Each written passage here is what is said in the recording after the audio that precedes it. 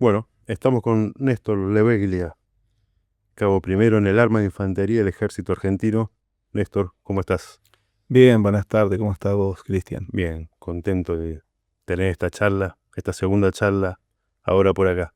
Bueno, la verdad que va a ser un placer. Bueno, Néstor, esto es una simple charla a modo de colaborar con la causa, así que, bueno, queremos que te presentes, nos cuentes un poco quién sos, dónde naciste. Bueno, ¿quién soy? Néstor Oscar Laveglia, nacido en la provincia de Buenos Aires, en un pueblo llamado San Miguel del Monte, distante a 90 kilómetros de Capital Federal. ¿Cómo surge la vocación por la fuerza?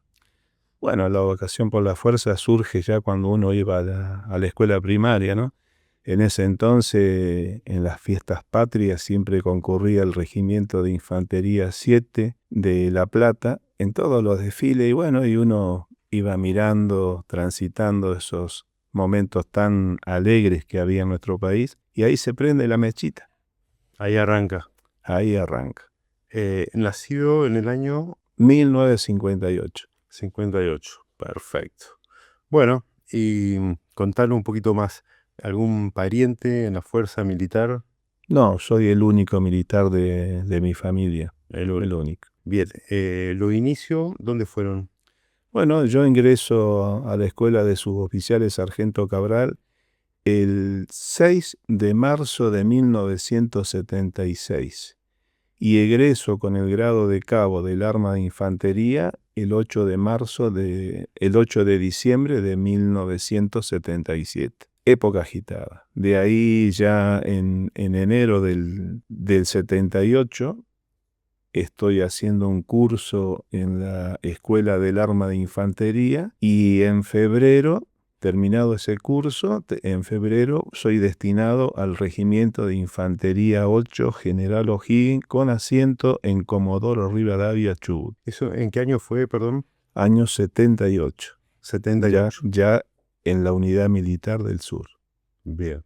¿Y cómo pasaba esos primeros años en la fuerza?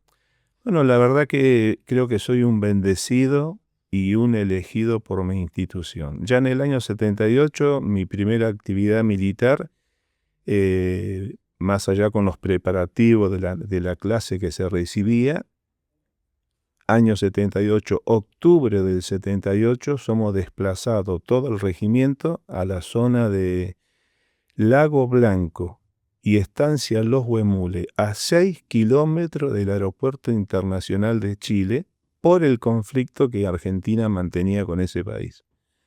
Ahí estuvimos desde octubre del 78 hasta febrero, terminado febrero del 79.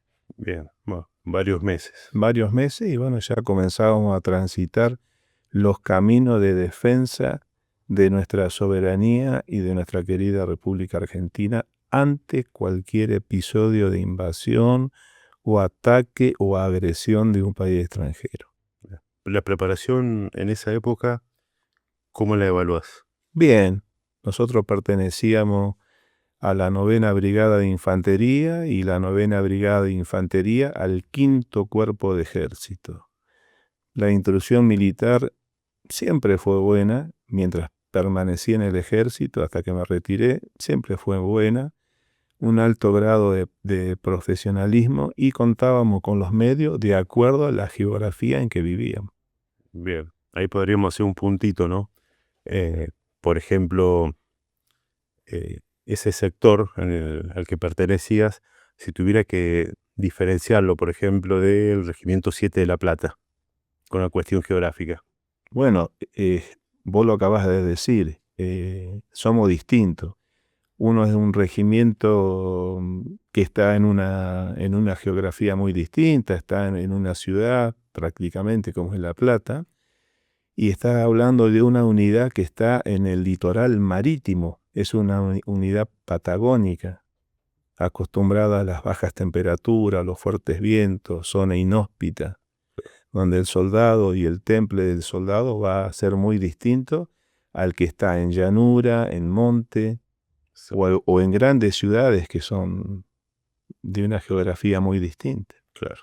Marco este punto porque, bueno, después se va a proyectar a lo que sucede en la isla, ¿no? Contar un poquito más, llegado fin del 81, llegado el 82, si se escuchaba algo de Malvinas, si había algún rumor, alguna sospecha que algo podría llegar a pasar. No. Nosotros siempre te voy a hacer el comentario sobre la unidad militar a la que yo pertenecía.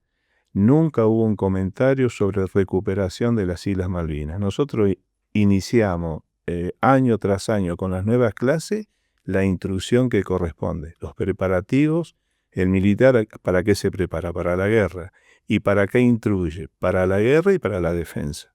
Por lo tanto, nuestra actividad en la unidad militar siempre era la misma.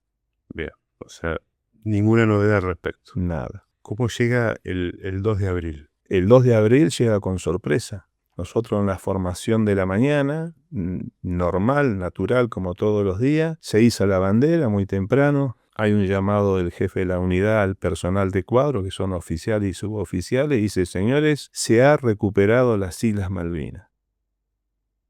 Sorpresa, porque nadie sabía nada. Y el regimiento es elegido para ser destinado a continuar con los preparativos de defensa en las Islas Malvinas. Hace un llamado ya a todo el regimiento completo, a todos los soldados, vuelve a repetir lo que ya había hablado con el personal de cuadro, pero esta vuelta lo hace al regimiento al completo, y da la orden de iniciar los preparativos previos para el desplazamiento. Nosotros estábamos al frente de la 9ª Brigada Aérea. Así que el recorrido en camión era aproximadamente 15 minutos para poder abordar los aviones que nos iban a llevar a la isla. El 2 de abril, terminado de hablar con el jefe, el regimiento comienza a hacer los preparativos. Un regimiento de infantería se prepara para 3 días de combate. Por lo tanto, esos 3 días de combate significa que el soldado lleva todo. Lleva munición, víveres, todos los insumos que son de sanidad, de logística, de arsenales, todo. El regimiento se desplaza con todo. Así que terminado en esa misma mañana y tarde de ultimar todos los detalles, el día 4 comienzan los desplazamientos hacia la isla. El regimiento muy grande, casi 1000 personas, comienza a hacer los desplazamientos por tantas. Nos desplazamos a la 9ª Brigada Aérea y de ahí comienzan a partir con rumbo a las Islas Malvinas. ¿Cuál era tu sensación personal al respecto? La mía y la de todos. Una algarabía. La verdad que un honor de poder haber sido elegido para continuar con la recuperación de las Islas Malvinas. Ahora pasábamos a ser parte de la defensa de las Islas Malvinas. Y habíamos sido elegidos. No todos iban a tener esa misión. Así que estábamos muy, muy contentos y comenzamos a hacer lo que nosotros sabíamos, a prepararnos para la defensa de las Islas Malvinas. Contanos del cruce de la isla, el viaje hasta la isla, cuando pisás tierra, primeras sensaciones. Bueno, el regimiento, como te dije, se prepara, pasamos a la 9ª Brigada Aérea, embarcamos en un Hércules, una compañía completa en la mañana, otra lo iba a hacer a la tarde, yo salgo eso de las 2 de la tarde, estábamos llegando a la isla, más o menos llegamos como a las 5:30 de la tarde, aproximado, en más, en menos. Bajamos en el aeropuerto, nos agrupamos, de ahí nos desplazamos en vehículo hasta Puerto Rivero. Ahí nos estaba esperando el buque Ara, Isla de los Estados. En ese momento no sentís nada, al menos en mi caso. Lo único que estás haciendo es cumpliendo órdenes que son continuar con los preparativos y desplazamientos. Embarcamos en el Ara, Isla de los Estados, navegamos por el estrecho San Carlos durante toda la noche y el regimiento comienza a dejar gente en Darwin, pasa para Bahía Fox, sur y norte, y comienza a dejar gente en los distintos puestos.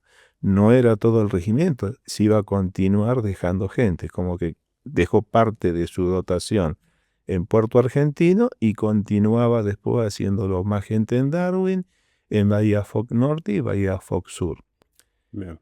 Llegado ahí, yo recibo la orden de ir como fuerza agregada a la compañía de ingenieros 9, o sea, del arma de infantería a reforzar una compañía de ingenieros. Llegamos, Nos presentamos, recibimos la orden de operaciones y en un helicóptero de la Prefectura Naval Argentina somos desplazados con los cañones, con las ametralladoras, con fusiles livianos y pesados, munición y todos nuestros bártulos que hacen al soldado de infantería a un sector denominado el punto 150 en la cartografía militar, que es una bahía que facilita el ingreso desde el estrecho San Carlos hacia la bahía. Ese era nuestro punto de contacto donde íbamos a hacer nuestras posiciones y posiblemente, si había algún desembarco británico, repeler. Bien, ¿y su misión ahí puntualmente cuál era? La defensa de zona. De la bahía. De la bahía. Bien. O sea, compartamos que todas las fuerzas argentinas lo que hicieron en las Islas Malvinas es defensa de zona. Un pedazo de tierra, un pedazo de fracción, de acuerdo a la orden de operaciones, significa entablar una defensa de zona. Contanos un poquito de esa defensa. Esa zona en la que ustedes protegían, Bahía Fox, ¿sur o norte? Norte. Norte. ¿Cómo eran las posiciones? ¿Cómo fortificaban? ¿Cómo era el día a día? Bueno, nosotros lo primero que hacemos, recibimos una orden de operación. En base a esa orden de operación, hacemos los sectores de responsabilidad y fuego y de observación. A partir de ese momento comenzamos a entablar lo que van a ser las posiciones de los cañones 105 milímetros, de las ametralladoras, del radar, de los pozos de zorro individuales para cada hombre, con la distancia que compete entre hombre y hombre, la ubicación de lo que sería el mini polvorín nuestro, que son las municiones de los cañones 105 milímetros, la munición de los fusiles, todo lo que compete es un gran trabajo, ¿no? Que no se hace en un día. Las fortificaciones comenzaron el día 5 aproximadamente y se prolongaron hasta que finaliza la guerra. Porque es día tras día mejorarlas, camuflarlas, transformarlas, tratar de quitarlas de las vistas, tanto sea aérea o de satélites, para que esa posición no sea detectada. Así que el trabajo muy arduo. Y lo que tenés que lograr como jefe de una fracción es el trabajo en equipo. Estábamos, si bien era una zona muy parecida a la de Comodoro Rivadavia, estábamos en un lugar donde encontramos agua a 50 centímetros, a 70, una zona de mucha piedra y la pala que lleva el hombre de infantería, si bien es una pala muy dura, muy resistente, no facilita mucho el trabajo.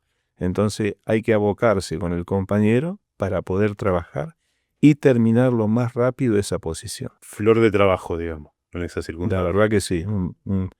Las fortificaciones o los pozos zorros son obras de arte, porque el hombre tiene que convivir, en el caso nuestro, 74 días dentro de un pozo. Ese pozo tiene que tener todas las comodidades, suena como si fuera una casa. Claro. Tiene que tener dónde vas a colocar el cargador, que te lo quitas de encima para no tener peso, dónde van a estar colocados los elementos de rancho. Eso se hace en cavación en los costados. El pozo tiene que tener la parte de arriba, lo normal, 40 por 40. Bien. 50 puede llegar a tener. Más de eso no, porque si no pierde su rendimiento ante la defensa, ¿no? La alimentación, hasta el 1 de mayo, ¿cómo la llevaba? La alimentación varía todo. Cuando estás en el regimiento, comes sentado en una mesa. Cuando te vas a maniobra, que vas al campo, como se dice, comes espalda con espalda, pero en el grupo de soldados de toda una compañía. Ahora estábamos en el campo de combate. Si bien en ese momento, hasta el 1 de mayo, no había combates, pero sabíamos que teníamos que trabajar y sustraernos de los aviones de reconocimiento o los satélites. Entonces debíamos comer de una forma más individual que otra cosa. ¿Qué esperábamos? A nosotros no podía llegar la cocina militar, por lo inhóspito que era. Entonces llegaban los soldados con cilindro de acero inoxidable. La comida a veces no era muy caliente que se diga, y ahí tenés que improvisar o tenés que aprender cómo vas a calentar la comida. No hay leña en Malvinas. Claro.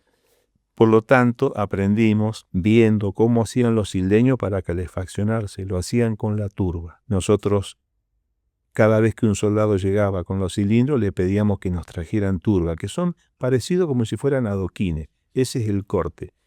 Habíamos hecho un pocito, habíamos colocado piedra para mantenerlo seco el lugar, ahí colocábamos la turba y continuábamos con la piedrita hacia arriba hasta que se cerraba el círculo, prendíamos con nuestros encendedores y ahí más o menos calentábamos la comida, tratando de que no saliera mucho humo, apagándolo después, en fin, manteniendo todas las medidas de seguridad por nosotros mismos y tratando de consumir algo caliente, ¿no? Sí, me imagino. Recién nombraste imágenes. Bueno, el tema del fuego ahí para no llamar la atención, supongo. Trajiste unos archivos, unas imágenes muy interesantes. ¿Querés comentarnos algo al respecto? Bueno, Malvinas no tan solo fue el conflicto contra el Reino Unido, fue el conflicto contra la OTAN, contra Estados Unidos, y los ingleses recibieron muchísima colaboración de sus países. Por lo tanto, los satélites existen, ya lo sabíamos nosotros, pero también existen los aviones de reconocimiento que van pasando y van haciendo tipo mosaico que después se ven como fotointerpretación de imágenes. Esa fotointerpretación de imágenes se hacen cuadrantes, se analizan y salen esas fotos que te estuve mostrando. Es muy nítido. Sí, Los aviones van pasando y van haciendo tipo mosaico, como si fuera una baldosa. Cada disparo de una cámara de esa es un mosaico. Después se van a unir y va a salir eso que estás viendo ahí. Ahí está. Y el satélite es lo mismo, ¿no? Pero me sorprendió muchísimo. Son muy claras las imágenes. Son claras, como también son claras las imágenes de los visores nocturnos de los británicos. ¿Sí? ¿Mm? No, pero eso podría ser de algo contemporáneo. Ese camino, bueno, ahí no tenemos referencia, ya vamos a averiguar qué zona es. Pero claro, muy claro. Por ese motivo nosotros, si bien no teníamos información a qué hora el satélite hace el cruce, porque no la teníamos, pero cada movimiento de nuestro soldado no era tan sencillo o a cuerpo gentil, había que hacerlo rápido y tratando de disimular lo que era la imagen. Por eso, bueno, ahí se ve la Cruz Roja. Lamentablemente el hospital no lo podés camuflar, está pintado para que se vea que eso es un lugar de sanidad, para que no sea bombardeado, ni mucho menos. Eso otro es un caserío que está ahí, que si bien son instalaciones de los civiles, y las posiciones argentinas están muy afuera, están marcadas con negro, no están dentro del caserío.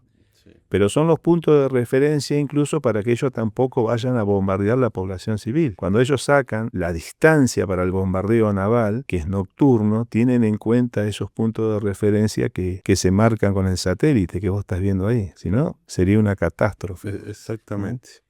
Y lo que te decía, que nosotros trabajamos permanentemente en nuestras posiciones. ¿Por qué? Porque había que alterar la imagen.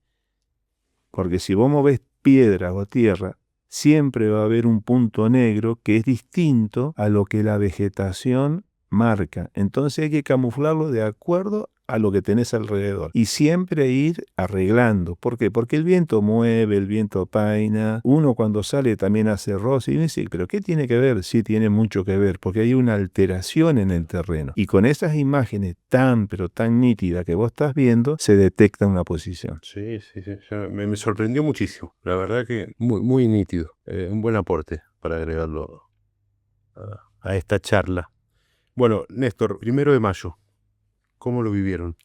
Bueno, el 1 de mayo nosotros seguimos trabajando en nuestras posiciones, manteniendo la munición seca, rotándola, moviéndola, más las municiones de los cañones 105 milímetros. Ya habíamos hecho los reglajes de fuego de ingreso a la bahía, porque el cañón 105 milímetros tiene un fusil FAP con munición trazante. Ese disparo que se hace con ese fusil es la trayectoria que va a seguir después la munición. Entonces buscas un punto de referencia, haces el disparo, alargás, acortás, desplazás a la izquierda o a la derecha, el cañón ya queda fijo y sobre ese punto que vos considerás que puede ingresar algo, es el disparo que vas a hacer. Finalizado eso, continuamos con las tareas normales. Pero ahí, el 1 de mayo, hay una alteración en nosotros. 12:15 de la noche. Ya entrado al 1 de mayo, comienza el bombardeo naval sobre nuestras posiciones. 12:15 hasta las 4 menos 20, 4 menos cuarto, 4 menos 10 de la mañana es el bombardeo naval. Más o menos habrán caído entre 100 y 150 disparos de cañoneo de fragatas, ¿no? Más o menos 20 kilómetros de distancia. Perdón, Néstor, pero por el horario que me decís, fueron bombardeados antes que Puerto Argentino. Sí, yo creo que fuimos los primeros nosotros. Uno de los primeros. Por el horario fue el inicio. Yo creo que hemos sido los primeros en recibir fuego. Pero ese fue fuego naval. Claro. Naval. Después se prolongó durante el día, del 1 de mayo, por la mañana y por la tarde, los bombardeos aéreos de los Harriers. Siempre el bombardeo naval fue de noche, nunca fue de día. O sea que todas las noches nosotros teníamos la visita de 2 o 3 fragatas. Y no había con qué tirarle. No, a 20 kilómetros los cañones de infantería no abren fuego. ¿Cómo es recibir ese ataque naval? ¿Qué tan cerca caía una bomba? Bueno, la artillería naval bombardea en zona. Barrido en zona, ¿qué le llaman? Barrido en zona. Hacen cuadrantes de esas fotos que a veces...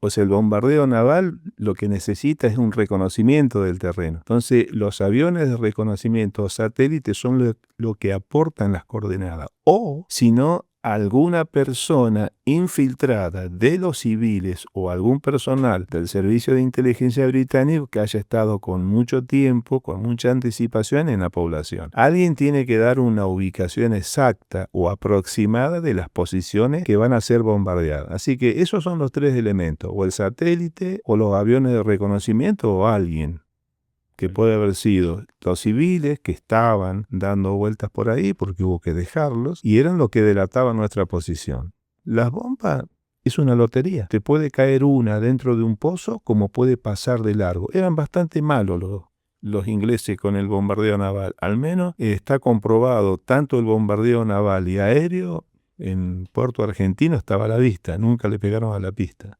¿Tenían mala estadística? Muy, muy mala o realmente tenían incertidumbre de la reacción argentina. A lo mejor no había tan buena información, por eso tiraban de tan lejos. Claro. Nunca se acercaban a la costa, siempre lo hacían de lejos. Y te puede caer una granada a 2 metros, otra a 1 metro, otra a 10 metros, porque es bombardeo de zona, es como ir sembrando. Claro. No hay está, precisión. ellos no ven a quién le tiran. Sí hay un cuadrante. Es como si fuera esta mesa. Hay que bombardear dentro de estas coordenadas, pero no le vamos a poder tirar a una cámara o una letra. Bombardeamos en zona. No es como la precisión de la artillería, supongo. La artillería es prácticamente lo mismo, porque la artillería barre en zona. O sea, toma un cuadrante grande de acuerdo a coordenadas que le pasa el observador adelantado, es como una cuadrícula de tiro y tiran o por elevación de la tropa que pide, que en este caso puede ser la infantería que pide apoyo de fuego, y bombardean en zona. No es un tiro perfecto, no se lo podés tirar a una persona, pero te puede caer dentro de un pozo, ¿por qué no? Una lotería, como decía recién. Recién nombraste a civiles. ¿Qué contacto hubo con los isleños? Si es que lo hubo. Yo particularmente y mi gente no tuvo ningún contacto, sea de hablar, sí lo veíamos. Cuando se inicia Operación Rosario, la arenga que hace el contraalmirante Lombardo, en una de ellas dice que hay que respetar la propiedad privada y a los civiles, tratarlo como si fueran argentinos. Y eso fue lo que hicimos. Pero estoy seguro que fue un error. Eso le iba a preguntar. Porque tenían equipos de radio que podían transmitir y hasta que se les sacaron, pasó mucho tiempo. Te vuelvo a repetir, nosotros no teníamos ingreso a las viviendas. Pero en esas viviendas se veían las antenas, indudablemente que esa gente, por el aislamiento que tenían con Puerto Argentino, necesitaban un medio de comunicación. Y ese medio de comunicación era una radio. Y lo tenían, como también estoy seguro que tenían armamento, tipo carabina, algo para poder cazar, que en la isla podés cazar patos o podés cazar butarda, que son unos gansos grandes, o para cualquier otra actividad que la quisieran ellos, como para poder cazar una oveja y no tener que andar corriéndola, qué sé yo, digo eso. Sí. Pero creo que nosotros ahí cometimos un error, no nosotros en sí, sino por las órdenes que habíamos recibido. Claro, no hubo requisa, no No. Es más, yo creo que no tenía que haber quedado un solo civil ahí adentro. Claro. A ver, de la misma forma que se hizo con los soldados británicos, que se los expulsó de la isla, o haberlos agrupado en otro lugar, pero estaban siguiendo su vida totalmente normal. No así la gente de Puerto Argentino, que es una ciudad, pero lo que estaban en Darwin, en Howard, en Bahía Fox o Bahía Zorro, como se lo ubique, esa gente estaba más aislada, por lo tanto necesitaba de esos medios. No así la gente que estaba en Puerto Argentino, porque tenían internet, en fin, otros medios de comunicación. Sí. Pero esa gente que estaba más aislada contaba con esos medios. Claro, necesitaba naturalmente. Exactamente. Bien. Néstor, continúan los días desde tu ubicación. ¿Qué se visualizaba? Fuerza aérea, bombardeos. ¿Qué tenés que consideres a comentar? Todo importante. Por la posición mío pasaron los sobrevivientes del río Carcarañá, gente que hoy mantenemos contacto. En la entrada de la bahía que nosotros protegíamos era un lugar obligado. Cuando tanto el Bahía Buen Suceso, el Ara Isla de los Estados, el río Carcarañá navegaban por el estrecho, entraban, previo aviso, entraban en la bahía, repostaban un poco o se alejaban de una fragata que los estuviera persiguiendo y volvían a salir para continuar su trayectoria. Ahí un ejemplo, el Ara Isla de los Estados entró, sale, no recuerdo la fecha, pero sale de ahí, lo cañonean. Lo mismo, 2 sobrevivientes que salen por el otro lado de la isla Gran Malvina, por la parte sur, y van a parte del regimiento los 2 sobrevivientes. El río Carcarañá está un par de horas, vuelve a salir prácticamente con casi ya en las primeras luces y es cañonado también. Esos sobrevivientes pasan por las posiciones nuestras y después son trasladados al otro lado de la isla y son retirados por el Irizar, que justamente estaba dando vuelta. Y después, bueno, el día a día nuestro son sobre las posiciones nuestras. En todo el periodo de guerra cayeron más de 3.500 disparos de bombardeo naval. A eso hay que sumarle todos los ataques aéreos que teníamos 2 o 3 por día de los Harrier. Así que nuestra permanencia en la isla era de permanente trabajo. Mantener la conducta, la disciplina, el trabajo en equipo, la moral alta, la supervivencia, que era muy, muy importante para nosotros, poder cazar algo. Estábamos autorizados a poder cazar una oveja por día, o depende de las necesidades, porque no era cazar por cazar nada más, cazar los patos, esas butardas que también se podían cocinar, durísimas, pero también las podíamos consumir. Buscar agua, había agua de vertiente para poder consumirla, porque si no, no teníamos nosotros las provisiones. Venían los soldados que venían a traernos a nosotros las provisiones, tenían que atravesar campos minados. ¿A qué distancia estaban las cocinas? Las cocinas estaban más o menos como a 3 kilómetros, poco más, un poco menos. Llegaba fría, supongo. No, sí, los soldados cuando vienen, llega la comida, pero llegaban, si bien son cilindros de acero inoxidable con tapa, ellos también eran sorprendidos a lo mejor por un bombardeo y se quedaban quietitos para que no se los dé. Recibíamos la visita de un capellán también. Importante, ¿no? Importante. ¿Rezaba la tropa? Sí. Aparte el ejército argentino es católico, así que, bueno, todo el pueblo argentino en su mayoría son católicos. Y uno a qué se aferra, al rosario y a rezar, a pedir, es así. ¿Cómo definís a tus soldados? Excelente. Soldado, esa es la palabra. Soldado. Fueron como con Cristo, juraron la bandera y se transformaron en soldados. No fueron niños. Bueno, te iba a preguntar, porque es un término que por ahí no se usa con mala intención, pero es despectivo. El veterano le duele. Sí, es despectivo. Porque lo descalifican. Le quitan ese ese patriotismo que tuvo un joven, como yo tenía 23 años, Claro. y el soldado tenía 18, 19 años, algunos cerca de los 20, porque eran dos clases. Eran joven de edad, que indudable, pero fueron hombres. Fueron hombres, y es mentira que fueron sin saber nada, porque el soldado argentino en 45 días recibe una instrucción que los habilita al manejo del fusil, y aparte dependen de un superior. No son dejados solos. Dependen de un jefe de equipo, dependen de un jefe de grupo, de un encargado de sección, de un jefe de sección, de un encargado de compañía y de un jefe de compañía. Eso es la compañía, es un cuerpo. No es que están solos, no queda un soldado solo, aislado. Siempre voy a hablar desde el punto de vista profesional de mi regimiento.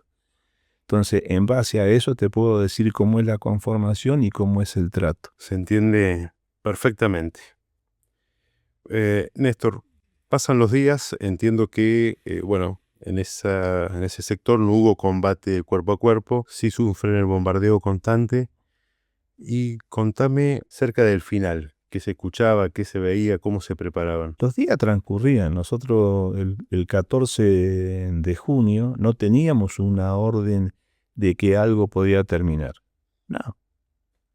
Las noticias de que fue atacado Darwin, compañeros nuestros que habían caído heridos, los muertos que teníamos del otro lado, camaradas nuestros del mismo regimiento, porque tuvimos baja, heridos en las mismas fracciones mías. Eso es natural en un conflicto. Otra cosa no podés esperar. Rezá de que no suceda, pero sabé que está ahí, que a alguno le puede tocar. Así que 9 de la mañana del 14 de junio sentimos un helicóptero y por supuesto nos preparamos para repeler la agresión, pero cuando lo divisamos vemos un helicóptero pintado de blanco y exhibiendo una bandera blanca. Lo primero que pensamos nosotros, bueno, es un helicóptero británico, indudablemente, y terminó la guerra, se rindieron.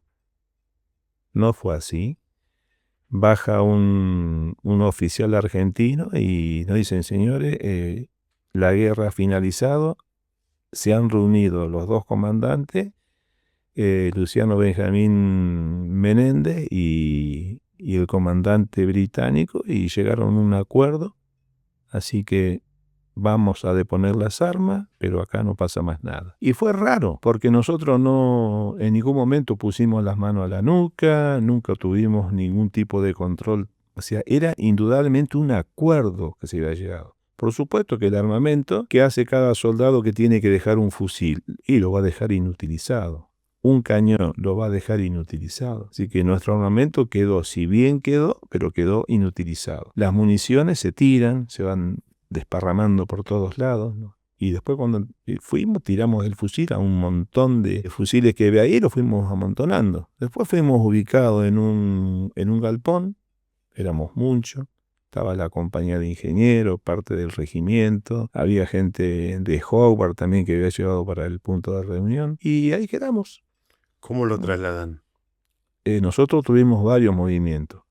A nosotros nos trasladan. Primero vamos en helicóptero hasta un punto que realmente no lo sé, porque eso era como unos galpones que estaban aislados. Ahí llegamos, nos ubicamos ahí. A la noche nos embarcan en lanchones de desembarco, parecían que era, porque era de noche y no los podíamos, pero eran lanchones de desembarco. Comenzamos a transitar mar adentro hasta que vimos unas luces rojas y ahí ingresamos lo que sería el buque Norland, inmenso, un transatlántico por lo visto era, y ahí nos alojamos, nos revisan, nos hacen un montón de control y vamos siendo distribuidos por camarotes, de A4.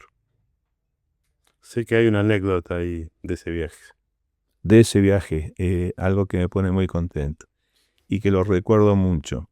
Nosotros recibimos la orden de entregar el armamento y para los militares como rendir el armamento. Bueno, yo no rendí mi armamento individual. La pistola de mi propiedad, calibre 9 milímetros, con su munición, con sus cargadores, permanentemente estuvo conmigo. Pasó todos los controles británicos. Ingresó al buque británico Norland. Se mantuvo adentro. Nunca la detectaron. Para mí contarlo es un honor. Llegó el día 14 21 de junio, nos agrupamos por esa escalera que era altísima, no llegábamos nunca al suelo.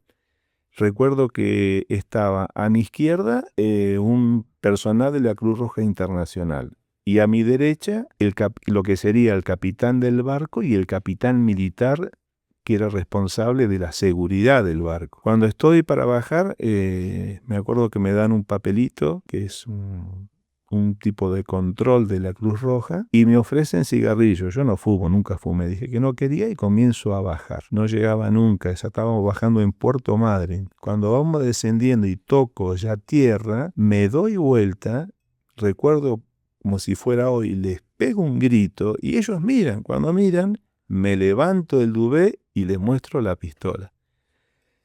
Veo la imagen del capitán que se agarra la cabeza. Lo primero que hizo fue agarrarse la cabeza. Se llevó la mano hacia la cabeza. Y después de una fracción de segundo me levanta el pulgar como supongo de hecho te felicito.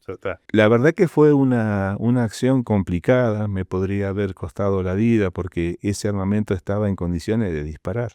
Claro. Se podría haber tomado el buque, cosa que después indudablemente lo iba a pagar caro, pero el papelón internacional que iba a pasar Inglaterra iba a ser tremendo. Así que las consecuencias para la gente de los distintos controles de seguridad del barco y los de tierra ha sido catastrófico, por lo que podría haber pasado. Así que eso es como para mí es mi última acción militar o mi última misión impuesta por mí mismo en la isla. Es el hecho de decir, mi armamento no forma parte como trofeo de guerra de ningún británico. Es buenísima. Aparte, me imagino esa sensación, bajando pies tierra argentina. Yo te puedo asegurar que nunca el corazón mío palpitó tanto. Parecía que se quería escapar, porque quería llegar y no llegaba nunca. Claro. Era altísimo eso. Era como que me iban a decir, regrese. Y lo ibas pensando. Lo iba pensando, necesitaba llegar. Y cuando toco tierra, que ya piso, la expresión es una expresión de victoria, en cierta forma. Y aparte de verle la cara, el tipo de la Cruz Roja no entendía nada. ¿Cómo este tipo acá adentro con un armamento? Porque la pistola era evidente, estaba armada, estaba completa. Así que bueno, esa es... Queremos una foto así. Es una anécdota y es una anécdota con un final feliz. ¿Se usa cada tanto? ¿Cómo? ¿Se usa la 9 milímetros cada tanto? Y es de dotación del ejército argentino y de la policía también. Sí. Aparte de una pistola que tuvo el honor de estar en otros países también, como en Croacia. Así claro, era parte del armamento.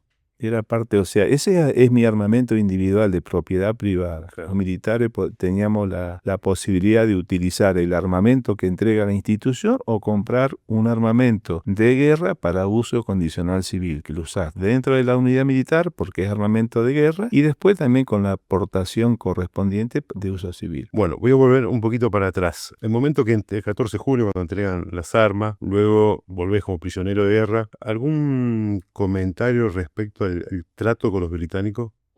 No, fue bueno. Aparte no quita lo valiente. Yo creo que finalizado la guerra, la finalización era para los dos, para ellos y para nosotros. Y creo que ellos necesitaban mucho más que termine la guerra que nosotros. Hay una diferencia, nosotros estamos en nuestra casa.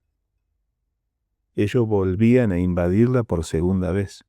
Entonces esa era la diferencia y ellos lo sabían. Era un alivio también para ellos. Para ellos fue un gran alivio. Bueno, antes que nos cuente de ese chaleco impactante, yo te quiero pedir un comentario, una reflexión respecto a Malvinas y después respecto al post-Malvinas, que es tan importante para ustedes.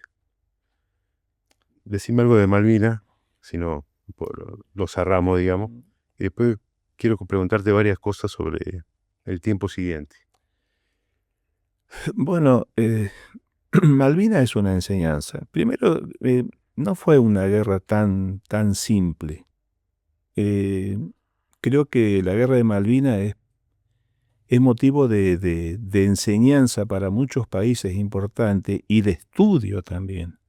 Malvinas fue el último combate convencional de la historia prácticamente.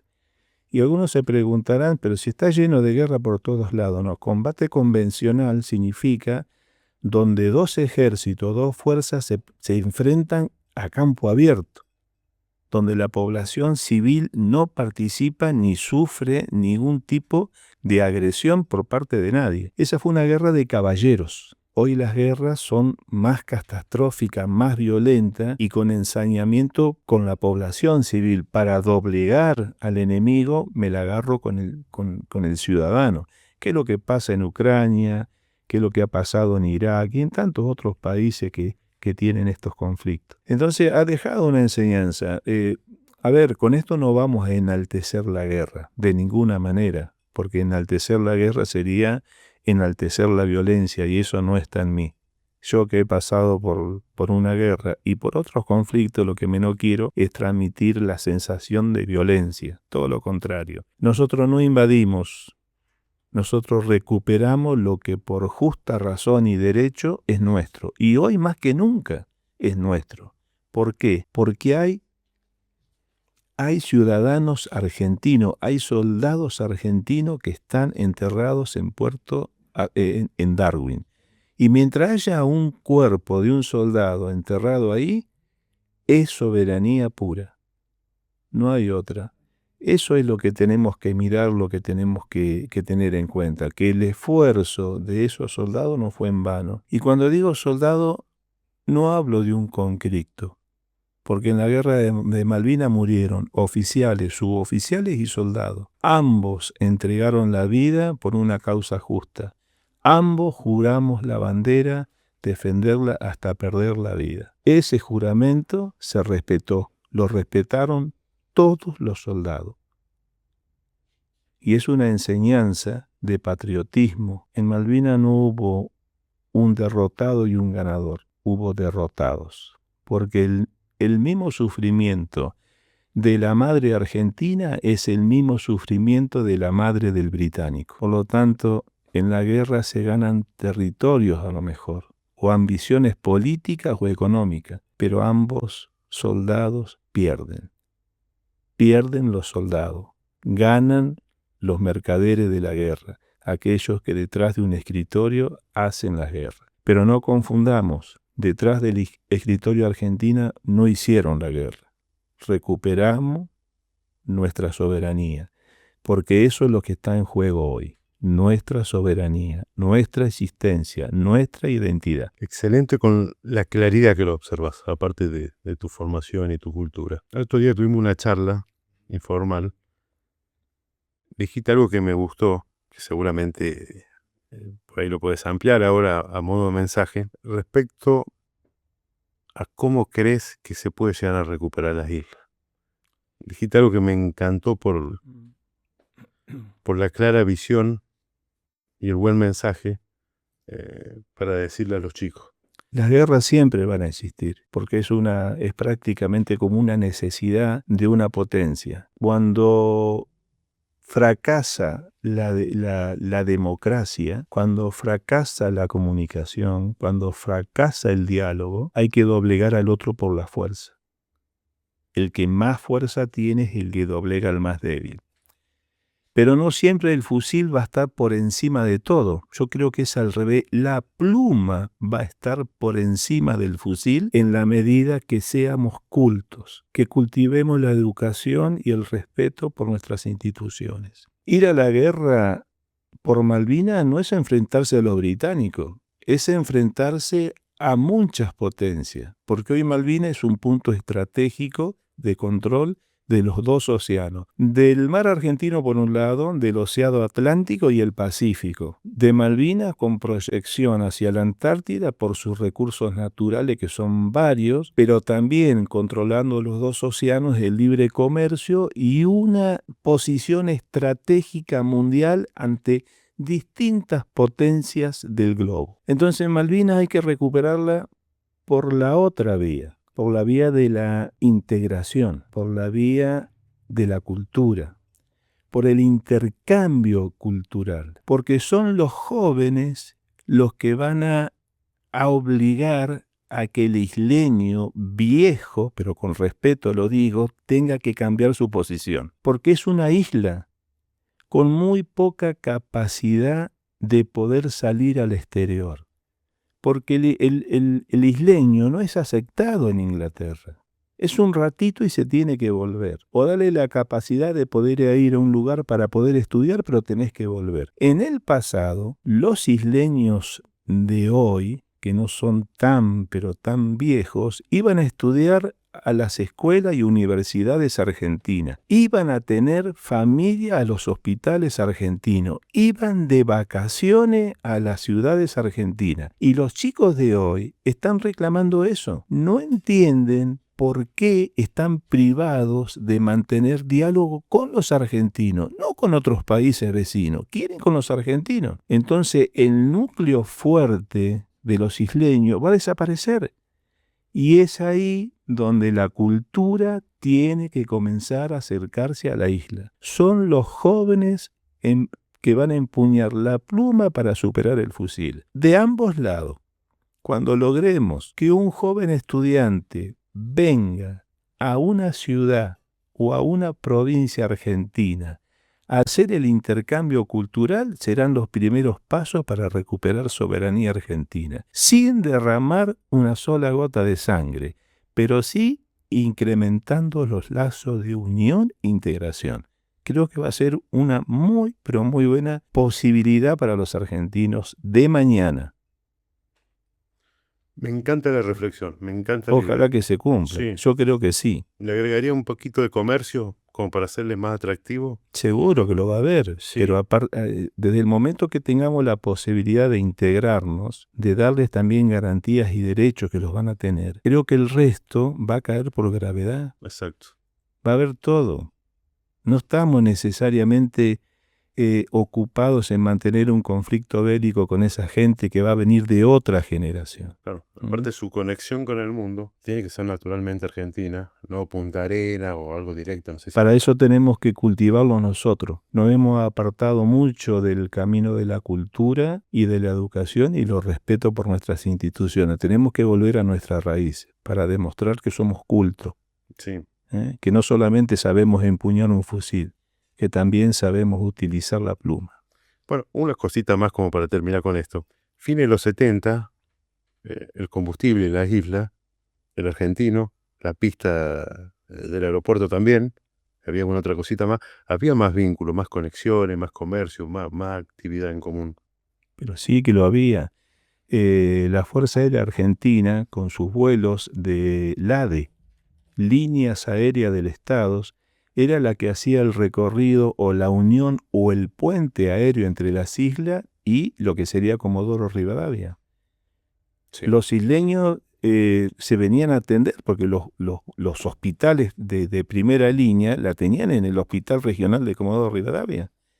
Y ellos venían a vacacionar, ellos mandaban a sus hijos a estudiar. Hay 2 generaciones para atrás de post-Malvinas que ocupaban las provincias argentinas y tienen familiares en Argentina. Bien, bueno, convengamos que para lograr todo esto necesitamos políticas de Estado y no políticas de gobiernos.